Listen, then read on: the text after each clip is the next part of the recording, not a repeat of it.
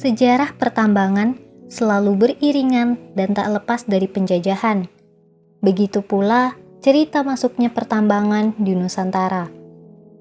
Setelah penemuan mesin uap yang digerakkan oleh batu bara pada revolusi industri di barat, kapal-kapal dari negeri asal kolonial yang jauh telah mengantar para penjajah menemukan dunia timur untuk ditaklukkan. Kapal-kapal uap batu bara telah hilir mudik memfasilitasi penaklukan, menjadi sarana penindasan, perbudakan manusia atas manusia lainnya, bahkan menghisap kekayaan alam seperti rempah-rempah di Kepulauan Nusantara untuk mengakumulasi kekayaan imperium mereka. Tambang batu bara adalah kunci pusat logistik penyokong utama penjajahan. Di Indonesia, terbentang sejarahnya mulai dari Sawah Lunto di Sumatera Barat, Pengaron di Kalimantan Selatan, hingga Lokulu di Kutai Kartanegara, Kalimantan Timur. Setelah 134 tahun sejak 1888, ternyata Lokulu masih belum merdeka dari penjajahan tambang batu bara. Jika dulu oleh Oost Borneo Maatschappij atau OBM milik Belanda, kini dilanjutkan oleh Marsase dalam negeri dan anyar atas nama perusahaan-perusahaan trans dan multinasional. Pun masih demi alasan yang sama, yakni akumulasi modal dan kapital.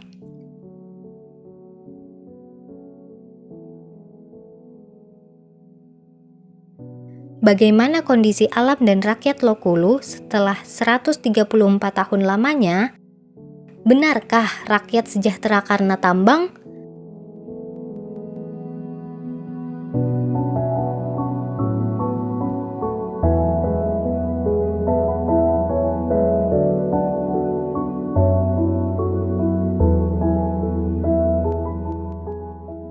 Loakulu dalam yurisdiksi negara adalah satu dari 18 kecamatan di Kabupaten Kutai Kartanegara, Kalimantan Timur. Kecamatan Loakulu sendiri di dalamnya terdapat 15 desa, menurut data resmi Loakulu dalam angka yang dikeluarkan oleh BPS. Jumlah penduduk kecamatan dengan luas 1045,7 km persegi ini mencapai 52.383 jiwa. Bentang alam Loakulu terdiri dari beberapa gunung, berbukit, memiliki rawa, juga tentu saja dialiri oleh aliran sungai. Kami mengunjungi pusat-pusat sejarah di Loakulu kota, di sekitar Desa Loh Sumber dan Sumber Sari, yang menggambarkan masa lalu, salah satunya cerita masyarakat di Jalan Terowongan yang kini telah diberi nama baru sebagai Jalan Raden Iswanun. Kami berkesempatan ngobrol dengan 3 keluarga mantan pekerja OBM di sana yang didatangkan dari Jawa sekitar tahun 1935-an. Keluarga Mujni yang merupakan keluarga almarhum Ahmad Rukemi, Tugimin, keluarga almarhum Ponen, dan Ibu Tin, keluarga almarhum Wiryo Dinomo di Jalan Lubang Sumur. Mereka menyampaikan ingatan lawas tentang bagaimana kondisi Loakulu di masa lalu melalui kisah keluarga mereka.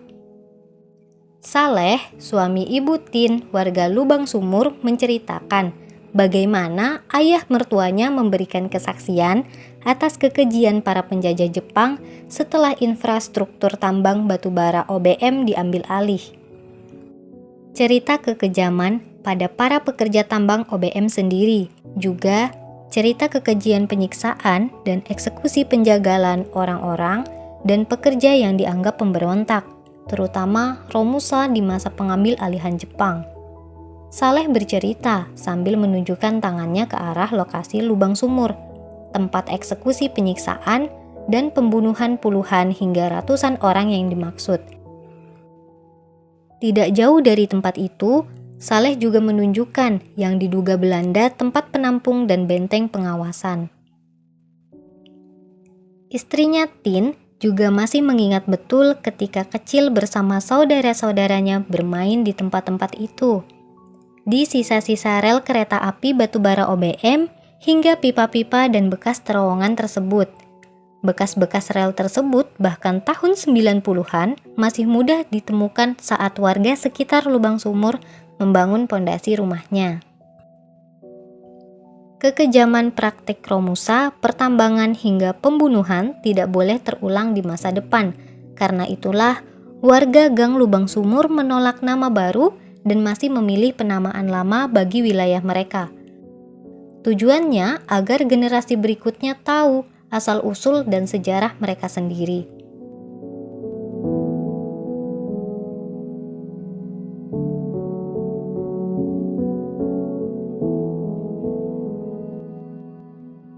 Situs-situs lain yang diduga juga merupakan lokasi eksekusi atau situs bersejarah lainnya di sekitar Lokulu seperti Lubang Cina, Lubang AB, Lubang Batu, Lubang Perak hingga gang dinamit dan gedung penyimpanan senjata dan amunisi magazin. Bukan hanya itu, Tuah Irwana, warga dan juru kunci setempat di Gang Sepakat juga membantu menunjukkan situs lain seperti Mes 27 dan rumah peninggalan pejabat kolonial Belanda, bunker, benteng, beberapa pondasi tua menara pengawasan dan terowongan buatan Belanda yang di saat agresi Jepang dijadikan juga tempat pembantaian. Dari ceritanya, konon rumah-rumah peninggalan Belanda tersebut adalah tempat para pejabat tinggi kolonial bersama keluarganya bersantai. Bangunannya berada di perbukitan Loakulu dan menghadap Sungai Mahakam dengan view yang indah. Sayangnya, situs-situs yang tersebar di seantero Loakulu ini belum terawat dengan baik. Terowongan lori batubara di sebelah rumah Pak Ponen di Jalan Raden Iswanun misalnya sudah tertutup tanah. Sebagian besar jadi korban vandalisme, bahkan jadi lokasi pembuangan sampah saja. Tidak ada papan informasi yang cukup, seperti juga di Tugu Pembantaian Massal 1946 di Loh Sumber. Kertas informasinya hilang, yang tertinggal hanyalah papan kaca kosong. Padahal, situs-situs ini adalah kumpulan serangkai bukti historis fisik kehadiran kolonial Belanda dan Jepang yang menggunakan pertambangan batu bara sebagai pusat kehadiran dan sumber kekayaan mereka. Sekaligus juga bukti bahwa pertambangan batu bara adalah sarana utama penaklukan para kolonialis ini. Penindasan, penyiksaan, hingga pembunuhan berjalan beriringan dengan memperbudak dan mengeksploitasi tenaga rakyat Loakulu untuk memenuhi pundi-pundi dan mengakumulasi kekayaan mereka lewat batu bara.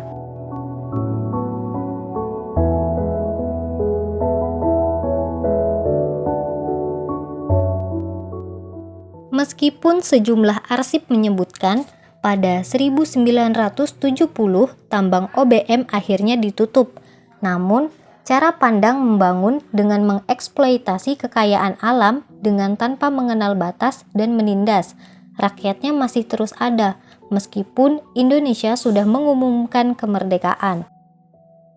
Setelah 134 tahun penjajahan Belanda melalui maskapai OBM, rakyat dan alam Loakulu masih belum merdeka dari perusahaan dan penindasan berwatak kolonial oleh oligarki atau kelas ongkang-ongkang kaki. Di era Soeharto berkuasa, kehadiran pertambangan raksasa multi harapan utama pada awal 1990-an telah menjadi penanda kehadiran kembali penjajahan dengan wujud baru. Begitu juga di era otonomi daerah awal tahun 2000-an, berbalik arah, otoritas daerah malah berbulan madu kembali dengan ekonomi pertambangan dengan menjamurnya kuasa pertambangan lokal. Ekonomi pertanian tidak berjalan dengan maksimal, kesulitan mendapatkan air yang baik terjadi karena hadirnya pertambangan batu bara. Begitu juga slogan Minapolitan yang dilekatkan pada Loakulu dengan mendorong sektor perikanan. Budidaya perikanan keramba di sepanjang Sungai Mahakam di Loakulu juga masih dan terus terusik oleh kehadiran debu, dan ancaman pencemaran kapal-kapal tongkang batubara raksasa yang hilir mudik bersebelahan dengannya. Kampung-kampung masyarakat asli di Sungai Payang hingga Kuntap, lahan-lahannya sudah habis diterabas pertambangan.